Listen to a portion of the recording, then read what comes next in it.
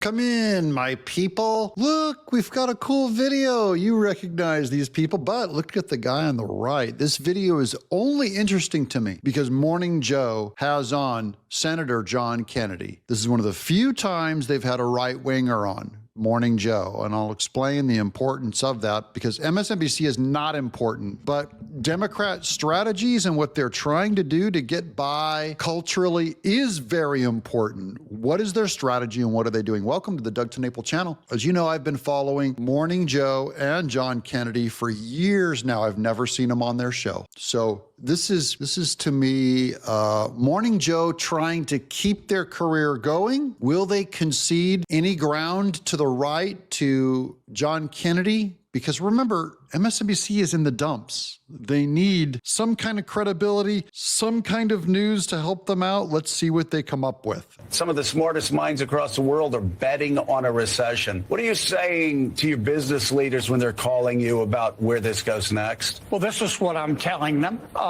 With tariffs, an eye for an eye just leaves both people blind. When a government imposes a tariff, it's putting its thumb on the scale. It interferes with people's freedom to exchange goods and services. Some countries, China, the best example, have used trade barriers as a weapon to hurt the American economy. You said it.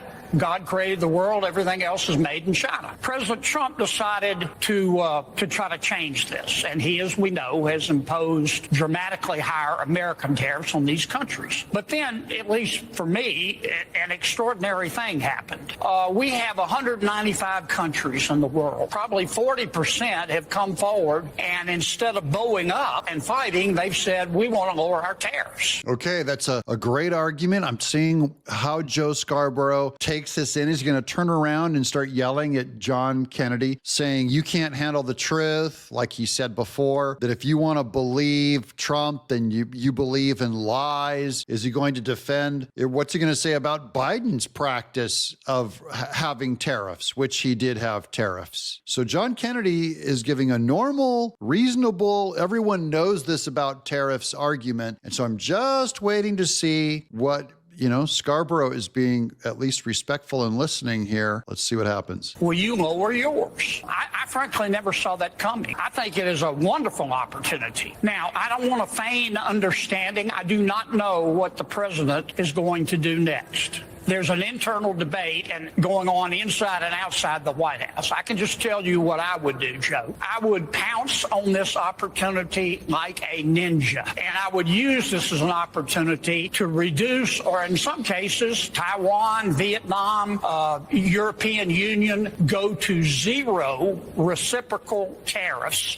That's right. That's the whole goal. And the goal is also to isolate China. The last country left holding that bag, this is musical chairs, and they'll be down to one chair for two people. Every other country is getting taken off the table by removing their tariffs, reciprocal tariffs with America. So we both agree with all these every other trade partner, we want them all to go to zero. We don't tariff you and you don't tariff us, and America will win. We will absolutely increase GDP probably almost overnight with 5%. If we can survive this thing, because the markets are, obviously going to go upside down in the meanwhile. But I've already made this case in previous videos. The market is fickle. It goes up and down on rumor. It doesn't know what Trump is going to do. It doesn't know how things are going to settle in the future. No one knows the future, including Trump and including his opponents. So you can't predict what's going to happen. You can't predict a recession. You can't predict that we will win this trade war, because it's going to depend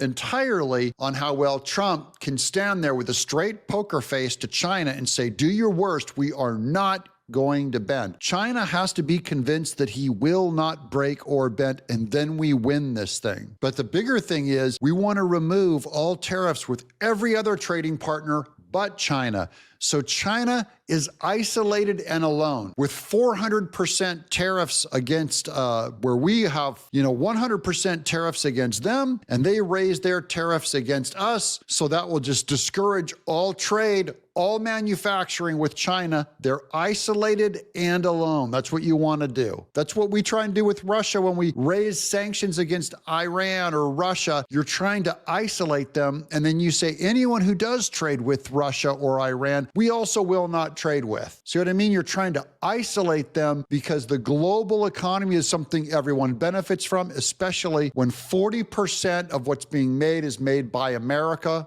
Our ideas, our product, our trade. We hold up about 25% of all other countries' entire economies. So right now we're shutting it off. When America gets a cold, another country gets a flu. That is, those other countries are going to lose 25% of their profit, of their economy by America if they do not trade with America. And America will lose maybe 10% at the most on any one of these countries. Combine them all, it's going to be significant. But if we can get them all to back down, go zero trade. You already heard this with Israel and all these other countries going like we're ready to go zero trade deficits and reciprocal with America. Canada's ready to drop it too. And then China is left with the world's highest tariffs. It's going to be good. Because now for them to come back to the table and enter into the world economy and trade with us, Trump's going to tell them, these are the practices we want. Quit stealing our intellectual property, quit bringing fentanyl in through Mexico, quit cheating, quit stealing.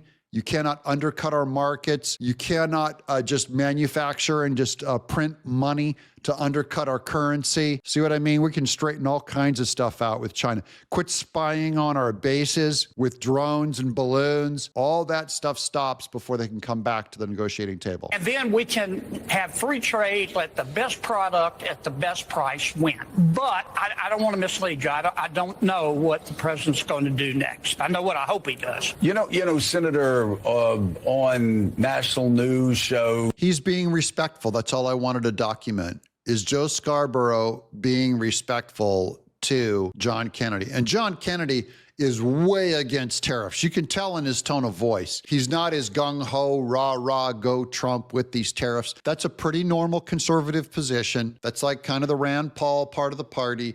The traditional Republican, Ronald Reagan, was against tariffs, and that's John Kennedy. It's MAGA and the populist movement where we're pro-tariffs, and that's why we're matching more how Democrats traditionally have acted, where Nancy Pelosi was pro-tariff 20 years ago. Chuck Schumer, Bill Clinton was crazy about tariffs. All these guys, all the left, were pro-tariff. They were trying to make the whole world fair, not free. But this is huge in that MSNBC is trying to strike an interesting tone by having a conservative like John Kennedy on and not their usual crazy cutthroat vitriol.